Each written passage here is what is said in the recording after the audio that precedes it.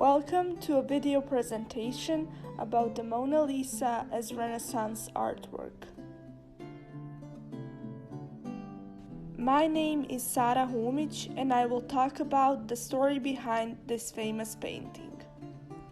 The Mona Lisa, or La Gioconda, is a half-length portrait painting by Italian artist Leonarda da Vinci.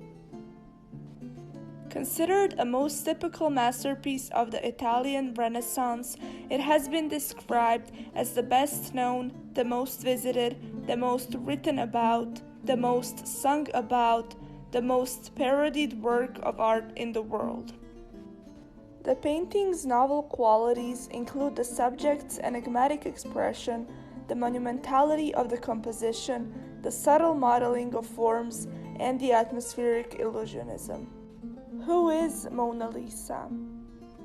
The painting is probably of the Italian noblewoman Lisa Gherardini del Giocondo, the wife of Francesco del Giocondo, and is in oil on a white Lombardy poplar panel. The model, Lisa, was a member of the Gherardini family of Florence and Tuscany, and the wife of wealthy Florentine silk merchant Francesco del Giocondo. The painting is thought to have been commissioned for their new home and to celebrate the birth of their second son, Andrea. The title of the painting, which is known in English as Mona Lisa, comes from a description by Renaissance art historian Giorgio Vasari, who wrote, Leonardo undertook to paint for Francesco del Giocondo the portrait of Mona Lisa, his wife. Mona in Italian is a polite form of address originating as Madonna, similar to Madam or My Lady in English. How does the Mona Lisa represent Renaissance? Secularism, because it is a portrait of a woman and does not have anything to do with God. Realism, because of the realistic colors and details on her clothes. Individualism, because it is a portrait of one person. My name is Arman Dizdarević and I will talk about the author of this painting.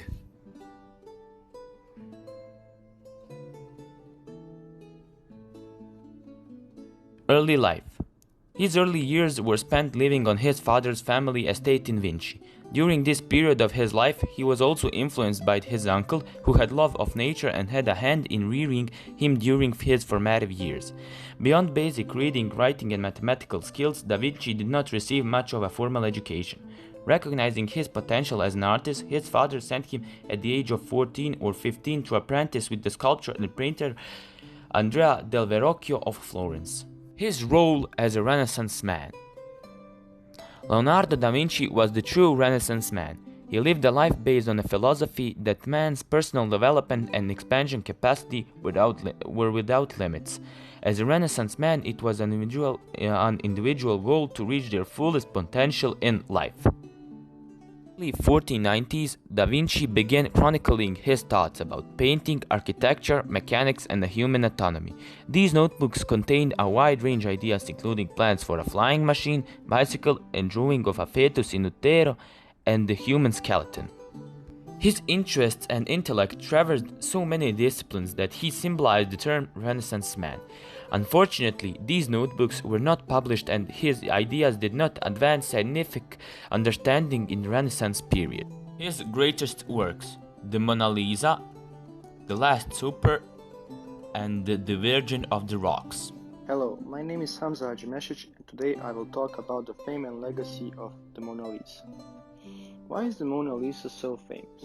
There are a number of reasons behind this work's enduring fame, and combined they create a fascinating story that has survived through the ages. To understand why the Mona Lisa remains one of the art world's most iconic images, we have to look at her mysterious history, famous theft attempts, and innovative art techniques, which we will all mention later. The mysterious history. Over the years, there have been theories that Lisa Gherardini was not in fact the model in this painting.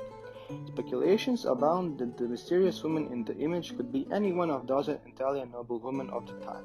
There is even a popular theory that the Mona Lisa is a feminized version of Leonardo himself. However, a note written in 1503 by Agostino Vespucci an Italian clerk who was assistant to Nicola Machiavelli, indicates that Leonardo told Vespucci he was indeed working on a painting of Del Giottondo's wife. And generally, art historians agree that the Mona Lisa really is Lisa Gherardini. As we could guess, the Mona Lisa is one of the most valuable paintings in the world. In 2019, its estimated worth was between $850 million and $2.67 billion.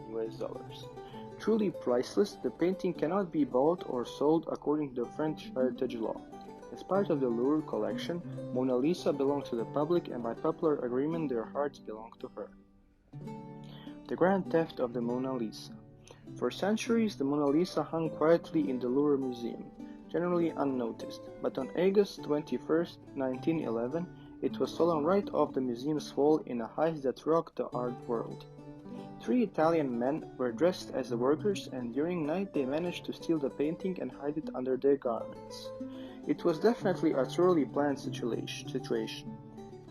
You would think that the security were right after the thieves, but no, it was noticed after 26 hours. The news went crazy, and the not-so-famous missing painting became the world sensation and #1 topic in the world. 2 years after it was stolen, the thieves tried to sell the artwork to a local art dealer. It did not work out because the art dealer called the police and the painting was recovered. After that, the Mona Lisa was a much more visited and praised piece of art. The Mona Lisa is kept on a permanent display in the Louvre Museum. It is the world's largest museum and a historic monument in Paris, France. The Louvre was established 228 years ago, in 1793. It has been a home to many artworks from many eras, periods, and movements. Unfortunately, that did not keep the greedy hands of thieves off this piece of art. My name is Benjamin Mešević, and I will be talking about method and techniques. The Mona Lisa is a representation of Da Vinci's passion for art, his new discoveries, and willingness to try new things. When looking at the Mona Lisa, an immense part of its popularity came from the fact that the painting seemed to break every aspect of traditional painting, yet still uphold Renaissance techniques and values. Leonardo first started to stray from the cliché techniques of Renaissance paintings by using a different type of canvas. This canvas was called cottonwood paneling, and it was what caused the longevity of the Mona Lisa. Another way that the Mona Lisa broke tradition was through the pose of the lady in the painting. She was painted from the waist up, with her hands sitting neatly on her lap. This differed from previous paintings, which depicted people in full length. Leonardo not only changed small details of the painting, but he also introduced new painting techniques. Sfumato. Leonardo da Vinci invented a technique that helped soften the colors by using a dark glaze around the edges of objects. This technique is known as sfumato. This is taken from the Italian word for smoke. This produces an effect that makes the outer edges of the objects of people in the painting appear to be slightly obscured by a haze or smoke. Glazing.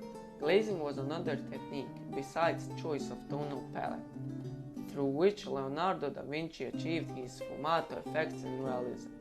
Glazing is the application of multiple thin transparent layers of paint over an already painted surface. Glazing allows an artist to achieve extremely subtle variations in color and shading, without hard edges and brush strokes to distract from the appearance of realism. Scientists studying the Mona Lisa have found up to 30 layers of glaze on areas of her skin, some only a few micrometers thick. Using multiple glazes also helps add the sense of depth in the background and shadowed areas of the painting. Verdaccio. Verdaccio is a style of underpainting where tonal values are established in a monochrome, greenish-gray hue before overpainting additional colors. Verdaccio is especially effective for creating realistic flash tones in oil painting, as it captures the appearance of veins under the skin and cool shadows when later covered with transparent reds and earth tone colors. Chiaroscuro. Leonardo shaped his objects in 2 dimensions by capturing the light and shadow of 3 dimensions. This use of light and shadow was called chiaroscuro. Da Vinci's use of chiaroscuro was an innovation in a day when most paintings were flattened views of the subject. Leonardo studied anatomy and made copious notes on most of his subjects.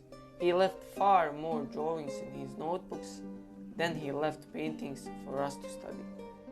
Interesting fact.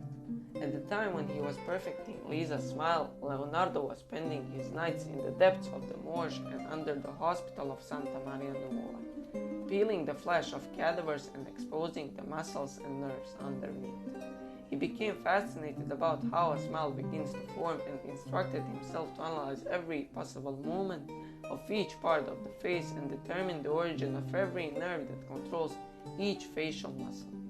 Tracing which of those nerves are cranial and which are spinal may not have been necessary for painting a smile, but Leonardo needed to know.